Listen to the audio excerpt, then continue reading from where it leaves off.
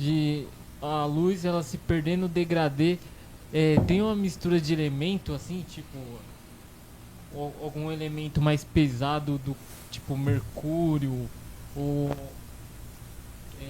algum elemento assim que representa um pecado e um outro elemento que representa a virtude. Você poderia simbolicamente fazer essa comparação. Por exemplo, você poderia pegar o Sol lá com hidrogênio, que queima, tá no ponto vermelho, tá naquele caos, naquela agonia. E a hora que ele, no vazio, só tem ele mesmo, ele se alinha. A hora que o hidrogênio se alinha com o hidrogênio, faz a fusão nuclear, vira hélio. O hélio se estabiliza, de 1 vai para 2, o hélio já não queima. Então por isso que quando cortaram lá o hélio para a Alemanha e eles fizeram aquele dirigível de hidrogênio, pegou fogo, explodiu tudo. E com hélio não pegaria fogo. Você faz aqueles balão de hélio, ele não pega fogo, porque ele é estável. Porque o hidrogênio se alinhou com ele e virou o hélio. De 1 foi para 2. O hélio é o alfa? Poderia ser o ômega também. Porque, de novo, se torna relativo. Você não pode binarizar o processo. É igual perguntar, o azul ou o vermelho é o alfa? Ou é o violeta? Não, é a luz. É o processo completo. E a luz é justamente quem mergulha no oposto. Ou seja, de alfa vai para ômega. Para ser os dois. Jesus não é o alfa e o ômega? Já para não ter isso. Não é o maior e o menor? Não, então, isso já equilibra a própria humildade. Então você poderia fazer essa comparação entre vermelho e azul, entre o caos e a estabilidade, no hidrogênio e no hélio, e a partir daí vai tudo sendo feito, né? Porque é o Sol que desenvolve tudo, inclusive os mecanismos com os quais a gente capta o que está além dele. Então o Sol é o que nos estrutura, né? É o ritmo que determina o ritmo de tudo que a gente está vendo aqui, da nossa densidade, portanto, a densidade de tudo ao redor que depende da nossa. É uma comparação com a nossa. Mas na relação assim do elemento e do pecado, ou vamos supor da virtude, a gente tem um pensamento, ele leva para algum elemento. Porque os elementos eles estão trabalhando na base mais sutil da luz, que você pode comparar com o espírito, as tendências mínimas. Isso vai se repetir muitas vezes, que é o que você vai chamar de mineral. Vai se repetir de novo, que é o que você vai chamar de vegetal. Isso vai se densificando. Aí esse vegetal vai se misturar com o mineral. Nunca deixou de ser átomo, é só um monte de átomos se juntando. O vegetal com o mineral é o que você vai chamar de animal. O animal vai comer o vegetal e o mineral, vai se somando, é o que você chama de humano. Que já era aquele ser completo, dividindo camadas e voltando para si. Então, o que você chama de pecado vai precisar dessa profundidade de referências. Que um dia foi só queimação e alívio. Aí isso foge de um e busca o outro. É um pecado a queimação? É um pecado o alívio? É um pecado o caos? É um pecado fugir dele? E ainda não tem essa definição. Essa é a sensação básica. Você só quer ir, você quer estar em um, fugir do outro. E no fim um faz o outro. Você não ia ter por que ir se não estivesse fugindo. E o pecado ele tem a característica de ser mais pesado, né? Tipo, porque o espírito ele desce na matéria, que a matéria é massa. É que tem mais a ver com a estrutura da simetria em si. Porque, por exemplo, o ouro é bem pesado. Mas tem uma nobreza, o alinhamento molecular é nobre. Tem uma simetria no alinhamento molecular. Essa simetria, apesar de permitir que o ouro seja maciço, ele é coeso. Todas as moléculas, as células dele ali, as moléculas, né, se conhecem, os átomos dele. Tanto que São, a corrente. Desculpa. passa, exatamente. Ele vai passar fácil por ele. Porque ele, apesar de ser muitos e pesado, ele é um só. Essa é a nobreza. Isso vale para todas essas camadas nobres. Então, essa nobreza tem mais a ver com a estrutura simétrica, a composição do material em si, do que com o peso, necessariamente. Porque essa questão do peso em relação às pedras preciosas, a coisa simétrica, o ímã mesmo, que está tudo bem alinhadinho e vai criar aquele campo magnético, como as próprias pedras, os cristais, tem tudo a ver com isso, né? A gente já fez aulas aqui explicando sobre isso. Porque aquilo ali recebe muita pressão, aquilo ali recebe muito contraste, muita agonia. Seria do nada? Seria da soma do todo sobre o nada. E no nada é o único lugar onde o todo se vê. E quando aquele todo se vê, é quando ele está no nada. Ou seja, ele é o nada, não o todo. Entende? Aí você tem que equilibrar o alfa e o ômega. Então não tem o mais pesado, porque não tem nem pra baixo nem pra cima. Tem toda uma jornada.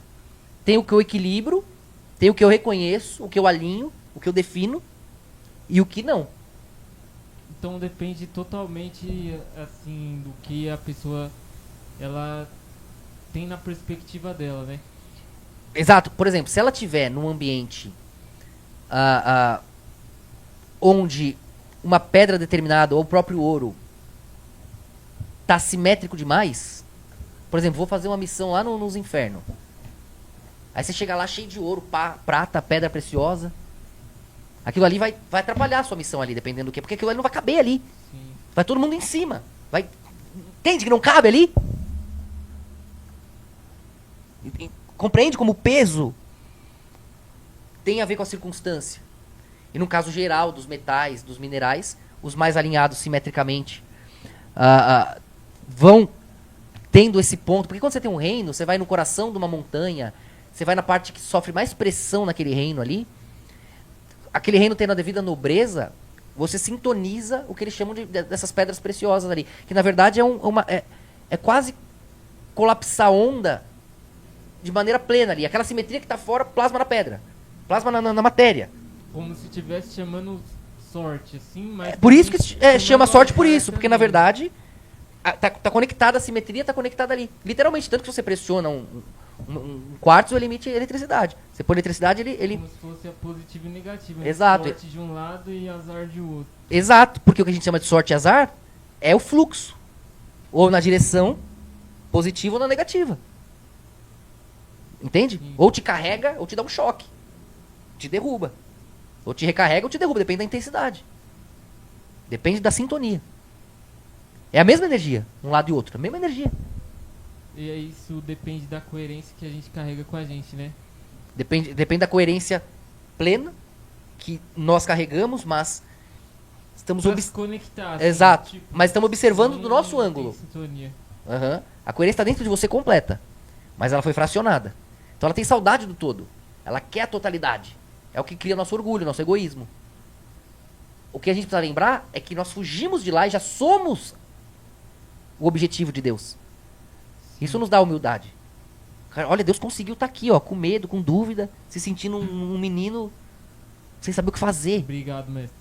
Glória a Deus pela sua vida, irmão. Amém. Glória a Deus sempre por todas as nossas vidas. Né? Sim, quem seria qualquer um sem os outros. Mas eu quero que fique claro da questão científica que quando você olha na tabela periódica, tudo isso pode se conectar. Mas os metais pesados ali, você vai pegar o próprio urânio, que eles ainda deixam mais pesados ainda enriquecem, tem a ver com reunião de átomo, densidade de átomo. E seria as almas, né? Então, a alma é aquilo que consegue... Se você não pode diminuir a alma como se fosse... Embora isso seja possível, mas foi o que eu te falei, você precisa de mais profundidade para definir a alma. Aquele movimento inicial vai entender o que ele é. Se observando como imagem e semelhança, ele vai reunir giro, vai comparando giro. Eu sei que ali queima, ali alívio. Eu preciso ir mais longe disso. Agora que eu já sei onde queima, onde alívio, eu consigo fazer um tijolinho. É só ficar trocando perspectiva. Esse é o átomo. Tanto que tem 7 camadas.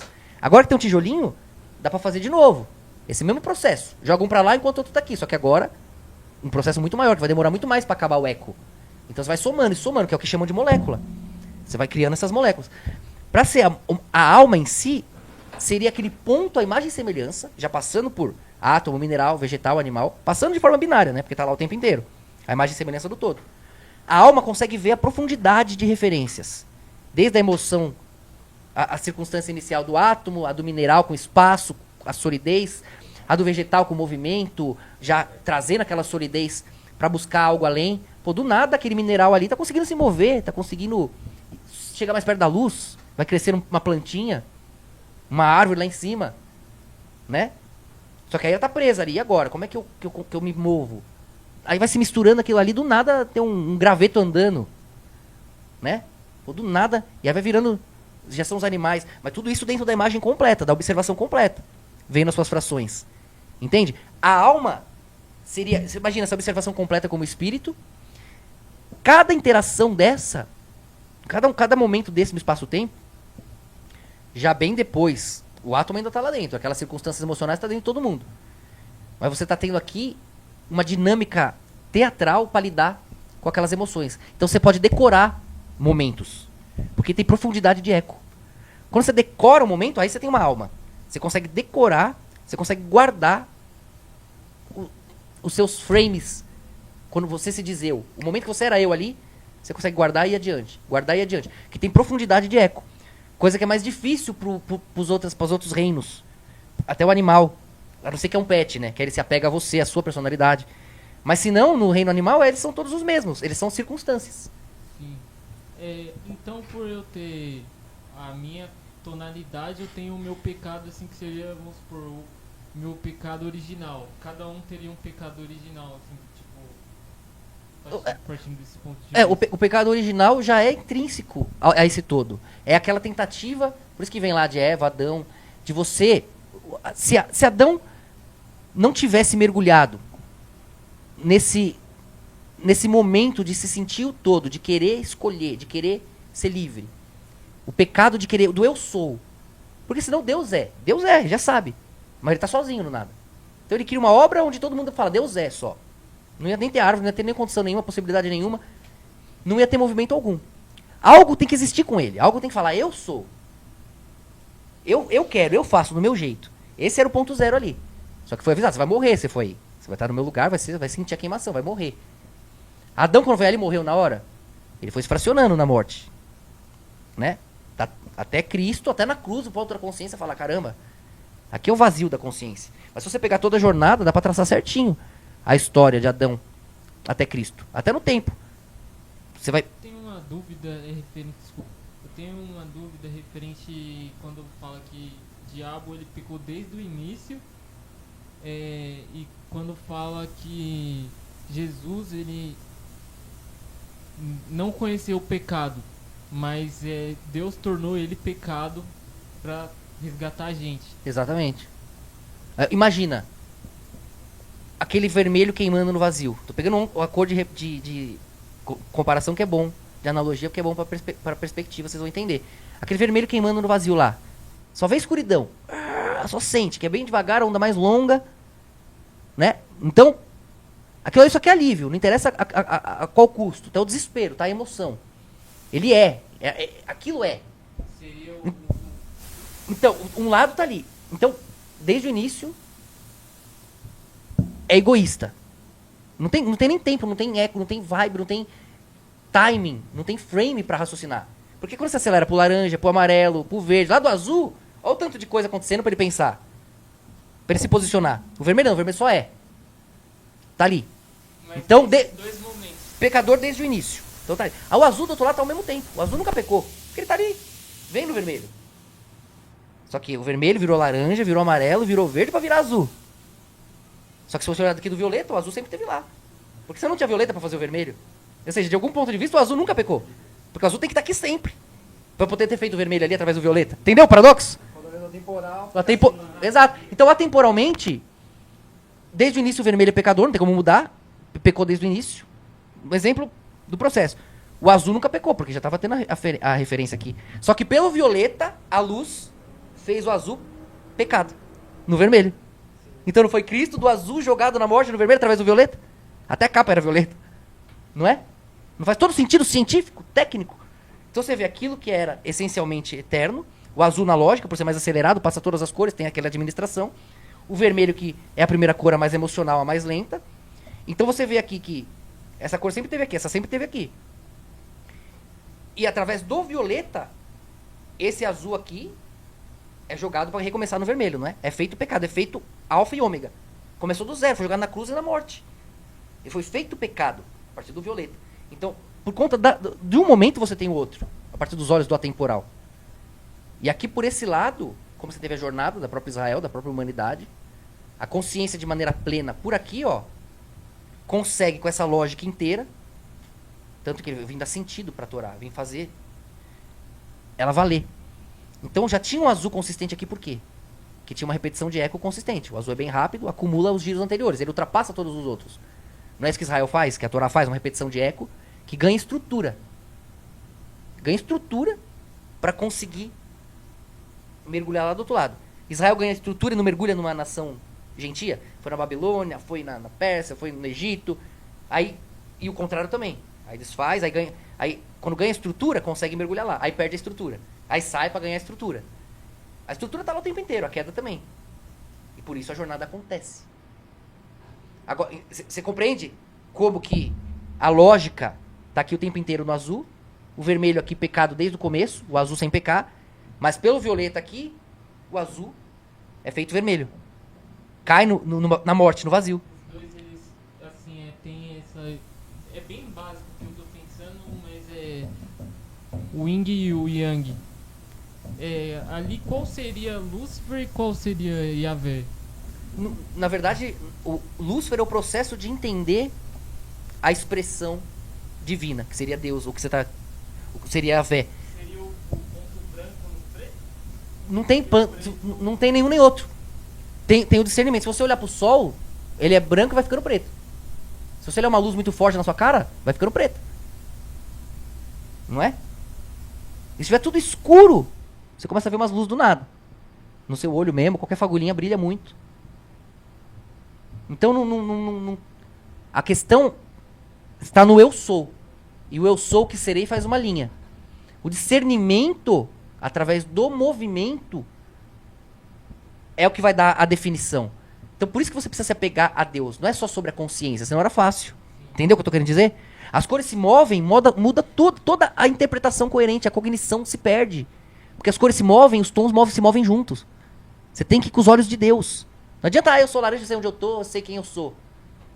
Se a luz se move, você perde o vizinho aqui, ó, você se esquece de você. Entende? É quem dita o ritmo, né, da realidade. Aí no caso do Lúcifer, seria, ó, se você vê aqui, se a Vé é a luz completa, todas as possibilidades juntas, unidas, né, que seria a emanação suprema, que era chamada antigamente de El Elyon na Bíblia, a emanação suprema.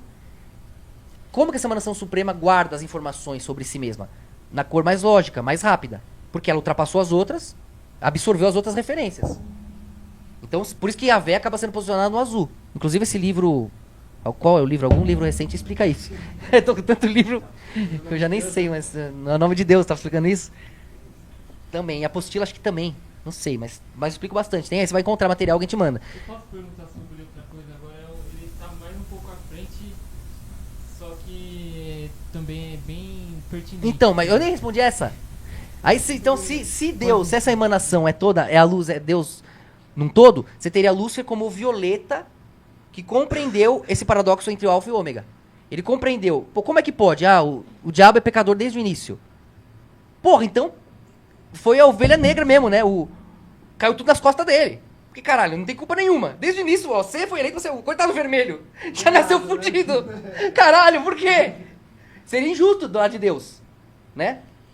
Aí o outro lado também. Então eu nunca vi o pecado. Porque atemporalmente a lógica já tá lá, em contrapartida em relação ao caos. Também não seria justo. Alguém que a vida inteira foi um robô. Seria um pesadelo dos dois jeitos para Deus. Tanto o alfa extremo quanto o ômega extremo. Um anjo extremo como um demônio extremo. Aí você tem o ponto do portar a luz, seria esse violeta, que porta a luz. O ultravioleta carrega a luz completa, até cientificamente. Você juntar essas duas polaridades, do pecador desde o início, do que nunca pecou. Duas injustiças, né? Se for olhar do jeito frio. Um fadado a ser robô, outro é um animal. Sem mérito algum, e nem demérito algum.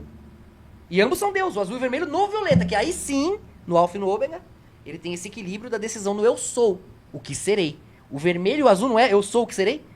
O violeta não é eu sou o que serei? Eu era o vermelho, sou o vermelho, serei o azul, não é eu sou o que serei? O violeta, o tempo inteiro, que é de onde a luz nasce. Aí, irmão, a justiça é a coisa mais preciosa, e você falou isso de uma maneira assim que você prova cientificamente, ninguém consegue contestar, mas consegue correr, né? Aí fica aquele negócio em torno assim, do que você tá falando faz tempo já. E tipo, pô, porque não acontece nada com ele? Porque ele tem tipo, sempre razão e tá crescendo mais. Aí ninguém consegue explicar, sabe que é Deus. Ungiu você e... Glória a ele e a todos nós. Acho que a gente... Essa unção vem para todos nós como corpo de Cristo. Sofremos juntos e vamos reinar juntos.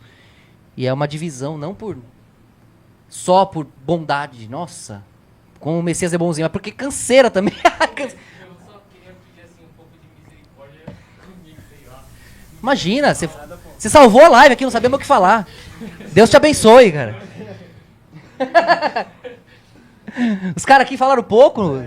Pô, tá louco? Já contaram. Não, é que vocês foram incisivos. Vocês falaram bem, na verdade. Falaram tão bem que foi rápido, pô. É. Mas é isso. Eu nem sei quanto tempo foi, como é que a gente já tá aí. Ou se... Estamos em 2 horas e 10 minutos. Tá pouco hoje. Passou 4 dias na conversa. 4 dias. E, não, eles devem estar gostando. E a pergunta de membro que eu responderia pra membro aqui ficou em aberto. Mas tá bom, foi bom que salvou também. E... Em relação assim, que às vezes eu compartilho, assim, às vezes que eu posto, eu tô fazendo o máximo que eu posso, beleza, mestre? Que às vezes tem uns assuntos assim que eu não tenho muita coragem de postar e tem outros que eu tenho coragem. Tá bom, vai no seu tempo. Não precisa também ser internado pela família, Uhum. né? Lembrar que somos um corpo, né? É. Enquanto um compartilhar, o outro já tem coragem, É, assim vai, vamos isso aí. O revezando. importante é um ajudar o outro, dar like no que puder, compartilha o que puder. Independente se o cara deu like no seu, compartilhou ou não, mostra que a missão tá acima do ego, entendeu? Que aí o cara aprende uma lição e a gente leva a verdade adiante. Sempre. Valeu, tamo junto.